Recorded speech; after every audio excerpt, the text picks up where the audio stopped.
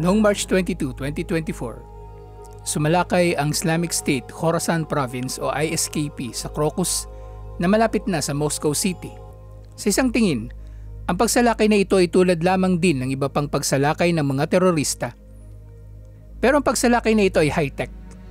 Tulad ng kung paanong nakikilala ang ISIS at ang mga kasabwat nito bilang pangunahing mga radikal na grupo sa pag-adapt sa teknolohiya.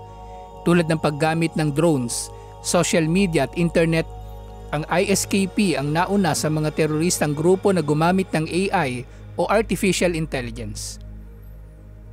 Ang AI ay lubusang nagamit ng ISKP sa pag-produce ng propaganda videos at iba pa upang makahimok sa marami na sumapi sa kanilang samahan o makisimpatya man lamang. Sa pamagitan ng AI ay nagawa ng ISKP na mag-produce ng mga video sa iba't ibang mga lengguwahe at sa iba't ibang nilalaman sa production nito na umaantig sa interest, damdamin at sentimiento ng iba't ibang mga ethnic, national o socio-linguistic groups. Sa pamagitan nito ay nakabuo ang ISKP ng programang kumurot sa maraming mga puso. Kaya nagawa nila ang napakarami nilang mga naging pagsalakay na hindi basta-basta magagawa ni numan, lalo na't malapit pa sa punong lungsod ng Russia, liban na lamang sa pamagitan ng matindiring suporta. Lahat ng ito ay naging posible sa pamagitan ng AI. At yun nga, hindi lamang dito nagtatapos ang paggamit ng mga teroristang grupo sa AI. Sila ay gumagamit na rin ng mga AI-generated presenter na nagpapalawak pa sa dami ng mararating ng kanilang mga mensahe na ipapahayag nila sa iba't ibang mga wika.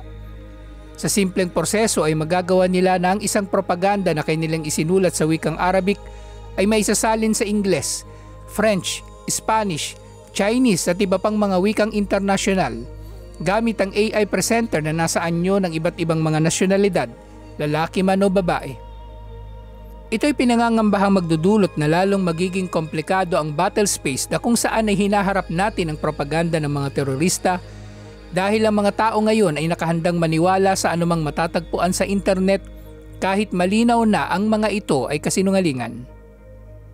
Pero maaari rin naman na ang AI ay magagamit sa terorismo gamit ang totoong mga impormasyon, ngunit sa malisyosong kaparaanan.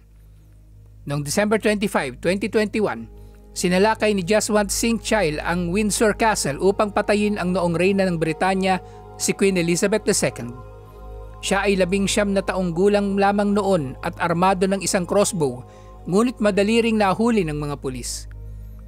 Ang kanyang kilos ay bilang ganti di umano sa tinatawag na Jallianwala Bagh Massacre noong 1919. Si Chahal ay napag-alaman kalaunan na may kachat na nagngangalang Sarai, na isa palang chatbot na ang mga sagot sa pakikipag-usap ni Jaswant ay pawang mga tugon lamang na nalalaman niyang magugustuhan nito, lalo na kapag nababanggit nito ang mga plano nito.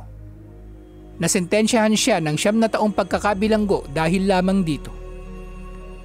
Kung nangyayari ito sa isang batang edukado, ay paano pa kaya sa ibang mga mas madaling maluloko ng propaganda gamit ang AI na dinisenyo ng mga terorista?